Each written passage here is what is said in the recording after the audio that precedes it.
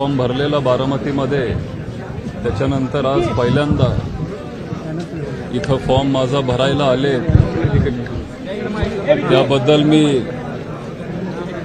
मनापासून त्यांचा आणि सुप्रियाताईंचा, माझे आई वडील पण इथं आले, आपले कार्यकर्ते पदाधिकारी पण इथं आले, सगळ्यांचा मी मनापासून आभार व्यक्त करतो। आणि आज खरं तर मला बोलण्यासाठी शब्दच नाही राहिले, कारण लहानपणापासून मी पवार साहेबांचं सगळं करिअर बघत आलोय आणि ते नेहमी माझे मार्गदर्शक राहिलेत, गुरु राहिलेत। आपण जेव्हा लहान असतो, आपण कुणाला तरी रोल मॉडेल किंवा एक आदर्श म्हणून आपण तिथं पुढं बघत असतो, आणि माझ्यासाठी नेहमी म्हणजे जेव्हापासून मला काही समजतंय तेव्हापासून पवार साहेबच ते राहिलेत। आणि आज ते इथं माझा फॉर्म भरायला आले, हा क्षण माझ्या आयुष्यातला सगळ्यात मोठा दिवस आहे, कधीच मी हे विसरू शकत नाही। आणि मनापासून मी नेहमी त्यांचा आभारी राहीन, आणि जो विश्वास त्यांनी माझ्यावर दाखवलाय, मी नेहमी बारामतीकरांसाठी काम करत राहीन।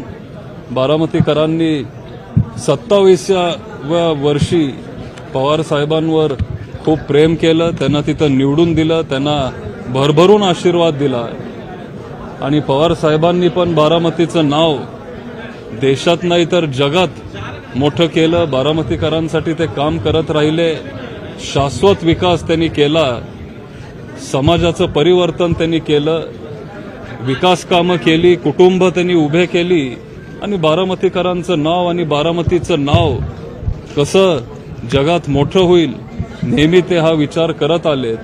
आणि त्यांचेच हे विचार घेऊन दिवस रात्र जोपर्यंत मला शक्य असेल मी बारामतीकरांसाठी काम करत राहीन, आणि त्यांचे जे काही प्रश्न असतील वैयक्तिक किंवा सार्वजनिक, मी पवार साहेबांसारखंच मी काम करत राहीन। आणि एवढीच मी एक विनंती करतो, इच्छा व्यक्त करतो की ज्या पद्धतीने बारामतीकरांनी पवार साहेबांना 55 वर्षापूर्वी असा आशीर्वाद दिलेला, त्या पद्धतीने तुम्ही मलाही द्या। आणि 100% मी आज खात्रीपूर्वक तुम्हाला सांगतो की जे काही तुमचे प्रश्न असतील, एक लोकप्रतिनिधी म्हणून, एक सेवक म्हणून मी इथं तुमच्यामध्ये असीन, राहीन, आणि हे सगळे प्रश्न मी प्रामाणिकपणे मार्गी लावेन। लोकांच्या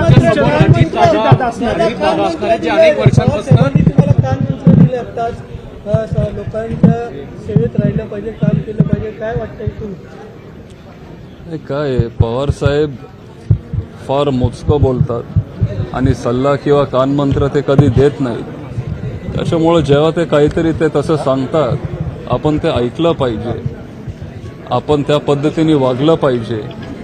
आणि त्यांनी काय सांगितलं की लोकांची सेवा तुम्ही केली पाहिजे, आणि नम्रपणे तुम्ही वागलं पाहिजे, आणि त्याच पद्धतीने आम्ही पुढे जाणार आहे आणि काम करायचा आम्ही प्रयत्न करणार। दादा, तुमच्यासमोर अजितदादा आहेत, जे अनेक वर्षांपासून या ठिकाणचे आमदार आहेत, तुमच्यासमोर तुम्हाला असं वाटतं का की हे आव्हान असेल, आणि जर आव्हान असेल तर ते तुम्ही कसं पेलवणार? आव्हान असेल का नसेल त्याच्यावर आज मी तेवढा विचार केला नाही, कारण माझ्या समोर जरी इथले मोठे उमेदवार असतील तरी माझ्या पाठीशी पवार साहेब आहेत। उमेदवार बघणार की काका बघणार? खरं तर मी उमेदवार काका असं मी समोर बघत नाहीये, मला फक्त पवार साहेबांना साथ द्यायची आहे, मला त्यांच्या सोबत राहायचंय, आणि बारामतीकरांसाठी मला काहीतरी करायचंय, तेवढाच विचार मी करतोय। तुमच्यासमोर घोषणाबाजी देखील झाली, तुम्ही छत्रपती शिवाजी महाराज यांच्या पुतळ्याला पुष्पहार अर्पण करताना घोषणाबाजी दिली कार्यकर्त्यांनी।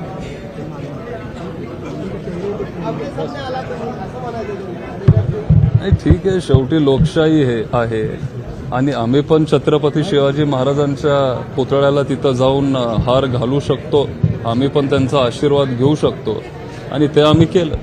स्वाभिमानी यात्रा तुम्ही काढली होती आणि आता स्वाभिमानी यात्रेनंतर आता थेट प्रचाराच्या यात्रेत तुम्ही सहभागी होत आहे, कसं पाहता येईल? नाही, ती स्वाभिमान यात्रा ती थोडी जास्त गाजली, पण आता मी बारामती 4 वेळा मी इथं पिंजून काढले, लोकसभेमध्ये एकदा आणि आता 3दा. त्याच्या आधी मी आभार दौरा पण मी घेतलेला, नंतर स्वाभिमान यात्रा घेतली, आता प्रचार दौरा आपण सुरू करणार आहे. पवार साहेबांचं नेहमी आम्हाला मार्गदर्शन असतं की आपण वाड्या वस्त्यांमध्ये गेलं पाहिजे, लोकांपर्यंत पोचलं पाहिजे, लोकांमध्ये राहिलं पाहिजे, लोकांसोबत आपण तिथं मिसळलं पाहिजे आणि जिथं कोण पोचू शकत नाही किंवा जिथं कोण पोचत नाही तिथं आपण जाऊन स्वतःच्या डोळ्यांनी बघून त्यांचे प्रश्न आपण ते सोडवले पाहिजेत.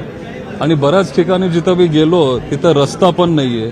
आता आज आम्हाला गाड्या तरी आहेत तिथं जायला. तिथली जुनी लोक सांगतात की पवार साहेबांनंतर त्या वाड्या वस्त्यावर कोणच आलं नाही आणि साहेब त्या काळात तिथं चालत गेले किंवा सायकलीवर गेले आणि त्यांच्याच पद्धतीने त्यांच्याच पावलावर पाऊल टाकण्याचा मी प्रयत्न करतो. बारामतीचा दादा बदलायच्या घोषणा कार्यकर्ते देतात, तर तुम्ही तयार आहात का बारामतीचा दादा बदलायला?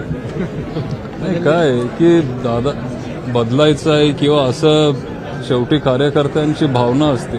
मला कुणाला असं बदलण्याची भाषा मी करणं मला काही ते योग्य वाटत नाही. मला बारामतीच्या जनतेसाठी काहीतरी काम करायचं आहे आणि आता जर मला बारामतीकरांनी संधी दिली तर नक्की मी ते काम करून दाखवू. दादा, तुम्हाला आज संधी मिळालेली आहे, तर जर थोडासा आपण गेलं तर राष्ट्रवादी जेव्हा फुटली तेव्हा 2 पर्याय खरं तर तुमच्यासमोर निश्चितपणे असतील, पण पवार साहेबांबरोबरच जाण्याचा पर्याय हा निवडण्याचं मागचं एक प्रमुख कारण कुठलं असतं? काय आहे की आता जे मीडिया आहेत किंवा जे पत्रकार आहेत त्यांच्यासाठी त्यांना आश्चर्य वाटलं, पण जे माझे जवळचे सगळे आहेत, माझे मित्र असतील, इथले जे स्थानिक कार्यकर्ते असतील, सहकारी असतील, माझं कुटुंब असेल, त्यांच्यासाठी हे अजिबात सरप्राइझिंग नव्हतं. कारण लहानपणापासून जर मी कुणाला मानत आलोय ते फक्त आणि फक्त पवार साहेबांनाच मी मानत आलोय. त्याच्यामुळं मीडियासाठी एखाद्या वेळेस ते सरप्राइझिंग असेल, पण जे माझ्या जवळ आहेत किंवा जे माझं कुटुंब आहे त्यांच्यासाठी अजिबात सरप्राइजिंग नव्हतं. दादा की हिंदी करो अपन. आज आपने एक नामांकन ये किया है, क्या कहना चाहोगे? पवार साहब आपके साथ में थे. बहुत अच्छा लगता है, एक समाधान लगता है और बहुत सालों के बाद पवार साहब जब उनका फॉर्म भरते थे तभी वो इधर बारामती में फॉर्म भरने के लिए आए हैं और मैं खुद का अच्छा नसीब समझता हूँ कि पवार साहब मेरा ही फॉर्म भरने के लिए आए हैं और जो कुछ जवाबदारी वो मुझे देंगे वो मैं पारदर्शक और अच्छी तरह से मैं करूँगा. आपके पास आपके सामने जो चैलेंज है वो बहुत बड़ा है, और क्या कहना चाहोगे? कैसे आप ये नहीं, अभी लाइफ में चैलेंजेस आते रहते हैं, पर सामने चैलेंज बड़ा है, उससे ज़्यादा मेरे पीछे कौन है ये मेरे लिए ज़्यादा मायने रखता है. और हमारे पीछे पवार साहब जैसे नेते खड़े हैं और सबसे ज़्यादा अनुभव अगर ये देश में किसी के पास होगा राजनीति का, वो आदरणीय पवार साहब है और वो हमारे साथ खड़े हैं. क्या क्या इश्यूज होंगे यहाँ पे? किन मुद्दों को लेकर आप चुनाव में उतरेंगे? बेरोजगारी बड़ा मुद्दा है, महंगाई है, क्राइम बारामती में बहुत बढ़ गया है, महिलाओं पे अत्याचार बढ़ गया है, अनेक पानी का बहुत बड़ा समस्या है, बहुत बड़ी समस्या है, अनेक मुद्दे हैं और ये सभी मुद्दों पे हम इधर काम करेंगे और करते आए हैं. धन्यवाद.